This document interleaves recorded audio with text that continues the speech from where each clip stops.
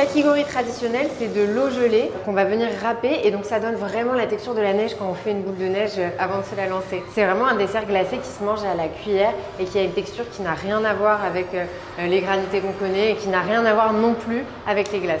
Chez nous, c'est un petit peu différent. Au Japon, on part d'eau glacée et ils ajoutent un topping dessus. Nous, on va vraiment partir d'un produit frais, d'un produit brut. Par exemple, pour les fruits, on part d'une compotée qu'on va venir râper, donc pour avoir cet même effet de texture hyper légère, hyper aérienne, mais on va avoir un dessert qui est teinté dans la masse. Donc c'est-à-dire au lieu d'avoir de l'eau et le sirop, nous on a vraiment le produit partout.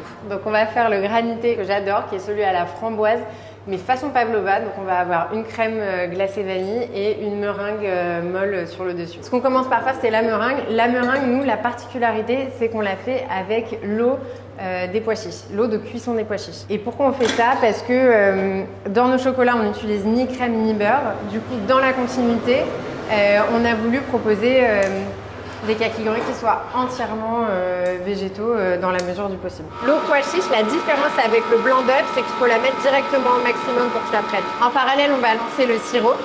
Donc le sirop, c'est hyper simple. De l'eau, du sucre. Nous, on utilise du sucre de canne, mais ça marche absolument avec tous les sucres. Ensuite, on ajoute les zestes de citron à notre sirop. Donc ça va donner un peu de goût à la meringue. Et quand notre sirop sera à température, on va le verser sur nos blancs de pois chiches. Donc t'as une poche à douille quand même. Ouais. Ok. Donc à la maison, bon.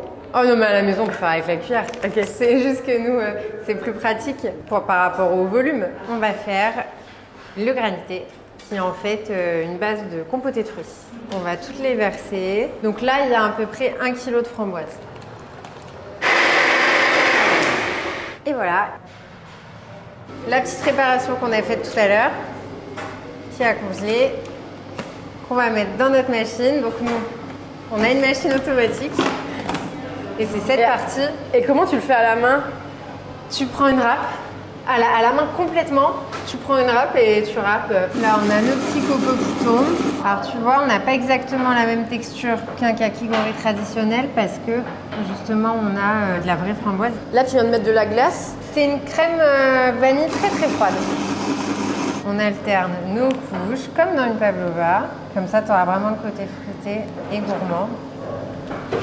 Notre meringue, qui est une meringue donc comme celle qu'il y a sur les tartes citron meringuées. Hein.